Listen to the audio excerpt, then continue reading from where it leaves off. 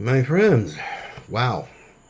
Earlier this evening, I had done a breaking news sort of commentary and my own little rant on the Karmelo Anthony trial, where Karmelo Anthony was found guilty. And I just discovered a little bit ago that he was also sentenced to 35 years in prison. And there were reports that apparently Karmelo Anthony was sobbing. His mother was sobbing as well. And I made my observations and my rant. And apparently it caused quite the stir online. And I didn't think it was going to get the reaction that it did.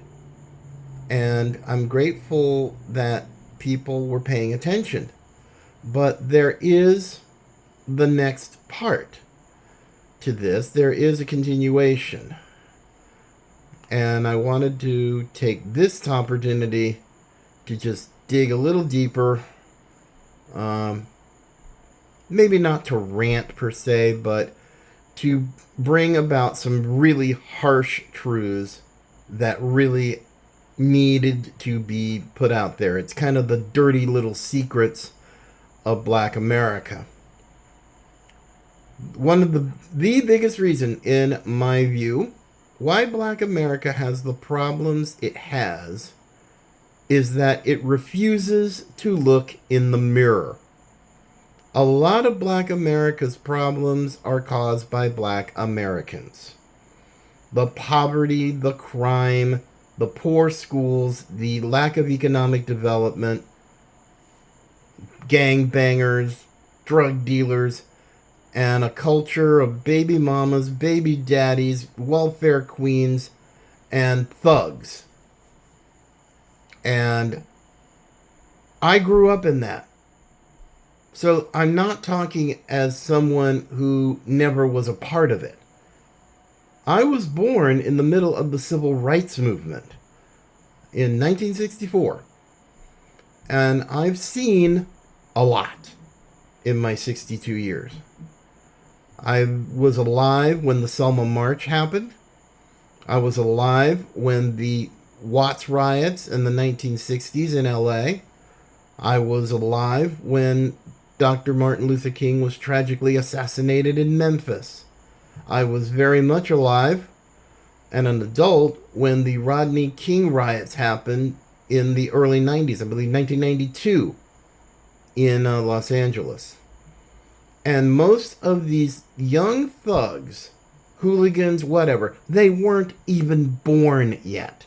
So I have, shall we say, a broader spectrum of life experience and historical perspective. Now, it really bugs me when here's another case, not quite George Floyd. I don't think you're going to get that type of reaction, but you're going to see already, and I'm sure there's going to be some, but not to the level of a George Floyd type of riot situation. And I don't believe it's going to happen in Texas, because Texas has a reputation for not putting up with foolishness of that nature. And I don't think you're going to find it here in Florida either. But what really bugs me, when I heard the verdict and I heard the reaction, my number one question, and it just popped into my mind, where was Karmelo Anthony's father? We heard about the mother, and she's crying, and I can understand that, but in part, she is to blame for this. Okay, I know some of y'all are just about ready to pop a blood vessel, but let's get real here. Truth doesn't discriminate. Stupidity doesn't discriminate, and just reality doesn't discriminate. The reality is the fatherlessness epidemic is rampant in Black America and has been for decades. Now, myself, my father, I didn't grow up with a dad. He was killed when I was 3 years old. But I wasn't allowed to go down the road that these young hooligan thugs go down today. Why? Because I had an involved parent who cared about me and wanted the best for me. I came from a family of educators, professional people, and I was expected to follow in that same line, to do well in school, to work hard, to be honest, to have character and integrity. And I was very blessed to not have to deal with prison, not to have to deal with the law, or be part of the judicial system, because I was told very strictly by my mom and others who raised me that that is not what a real man does. So I was basically an exception to the rule and very blessed. But in far too many cases, the poverty, the drugs, the just lack of discipline, the lack of fathers to teach these boys, these silly Negroes, how to actually act like men, responsible men, and not to get involved with drugs and crime and carrying around guns and knives. I never did that. Never had to. Although, I know that I wasn't allowed to go to my neighborhood high school. My mother absolutely forbid me because she knew what kind of idiots were around that place and how they would come after me, potentially. Because I actually studied in school. I worked hard. I learned 4 languages. I spent a summer in Europe getting educated. And there you go. I didn't need to do drugs. I didn't need to have guns. I didn't need to hang out with gangbangers. I mean, the Bible even tells us that bad company corrupts good character. And I was very fortunate. But now, 35 years in prison, Karmelo Anthony is going to have a whole new bunch of homeboys there in prison who ended up there doing the same exact dumb stuff that he did. And I mean, outside of divine intervention, I don't see this young man getting his head out of his arse and finally realizing, hey, it's not all about you. Your black privilege didn't help you. Your DEI pastor didn't help you. This is ridiculous. And frankly, I've even heard that GoFundMe, or was it GiveSendGo? Yeah, GiveSendGo, the crowdfunding website. Now, they're going to have to give all of that money back to the people who donated to his account, because he is now a convicted felon. And all of that for nothing. Nothing. Just one moment of blatant stupidity, and it cost you your freedom. It's costing your family all that money that was raised, and they're going to have to give it back. I mean, my gosh. Where in the Sam hell are these silly, ignorant Negroes going to learn that life is not BET? It's not rap. I mean, the very people who I learned from 30 years ago, people like Dr. Ben Carson, a great American success story, Clarence Thomas on the Supreme Court, but yet these fool Negroes are like, oh, well, they're not authentically black. And I've been accused of the exact same thing. To which I go, okay, whatever. I'm not authentically black. You want to talk to my mom? You want to tell her that her only son is not authentically black because he doesn't understand? I said, I understand better than you could ever possibly imagine.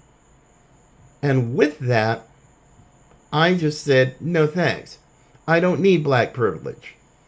Because black privilege, the way I've always seen it, with my own eyes and how I've understood, you are able to do the most heinous things, claim racism, pull out the victim card, and somehow you're going to get away with it and maybe a slap on the wrist. No. Not in my world. If you do the crime, you do the time, just like the old Beretta series from way back in the 70s. Don't do the crime if you can't do the time. And now, because of one moment of incredible epic stupidity and pride and ego, pride goes before fall. And sadly, Karmelo Anthony is another example of it. He didn't want to obey. He didn't want to think things through. He just saw the young white guy. How dare you? Bam. And pulls out a knife big enough to kill him. To go right into his chest and into his heart. And Austin Metcalf died in the arms of his twin brother. I have no sympathy for Karmelo Anthony. I have no sympathy for his supporters who are continuing to live in a world with not rose-colored glasses, but black-colored glasses. Everything through the prism of race and identity and ethnicity. It's stupid then. It's even more stupid now. Listening to this nonsense, from these protesters, the only good cracker's a dead cracker. How idiotic, how pathetic, how predictable you are. Because if you can't get past your own skin color and just see this for what it was, an act of stupidity that he claimed as self-defense, the case was a joke from the beginning. And it didn't take long for the jury to realize it. And I'm sure they're going to get grief because these people who are blinded by their own rage, continually being manipulated by DEI politicians, DEI teachers, and even worse, DEI pastors. Men of the cloth who claim to be Christian. Gag me. You people are disgusting. I just want to puke. It's horrible. But I know I'm going to get grief for this. And I don't care. The truth needs to be told. Stupidity doesn't discriminate. Reality doesn't discriminate. And frankly, even racism doesn't discriminate. To somehow say that, oh, blacks can't be racist, that's a crock of bull. Complete and utter bull. Because I've had it done to me by other blacks. It's kind of weird, but what can you do? But I'll do simply this. I can only hope and only pray that this whole Karmelo Anthony mess might actually teach something to Black America. The next generation of leaders, I fear for the future. Because if you get a whole generation of Karmelo Anthonys, Black America is screwed for decades to come. I'm very proud that I have nieces. I don't have kids of my own, but I have nieces and nephews. My 3 nephews, 2 by blood, 1 by marriage, are real men.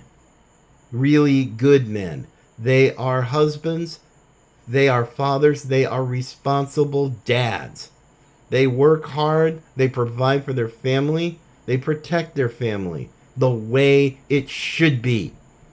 And I'm very proud of them, of the men that they've become. And my nieces, 3 of them, 2 by marriage, 1 by blood, 2 by marriage. These are amazing young women. Young women. One is a registered nurse. Another one is an accountant, a comptroller, an entrepreneur. And another one of my nieces, hey, she's a wife, she's a mom, and she's an entrepreneur too, and a very successful, growing business.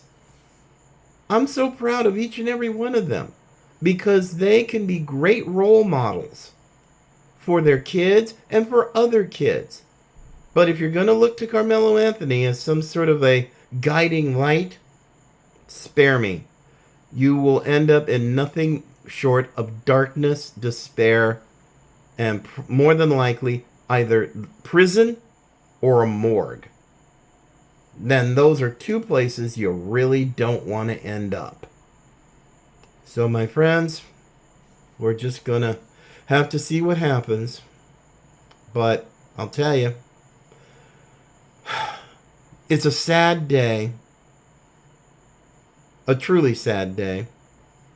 But justice was served. Like it or not, believe it or not. Hate me if you want to, but I'm not going to stop telling the truth. I've been doing it for 4.5 years, and I will continue to do so until God takes me off of this earth. Good night, everybody. I will be back with more.